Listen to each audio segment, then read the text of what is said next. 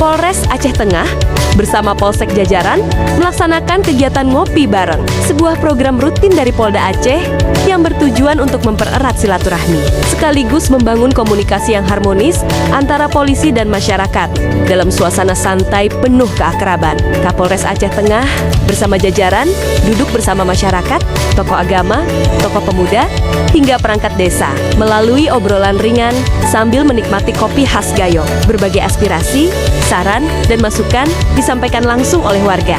Kegiatan ini menjadi wadah bagi Polri untuk mendengarkan keluhan masyarakat sekaligus memberikan solusi yang cepat dan tepat, sehingga tercipta rasa aman, damai, dan nyaman di tengah-tengah masyarakat.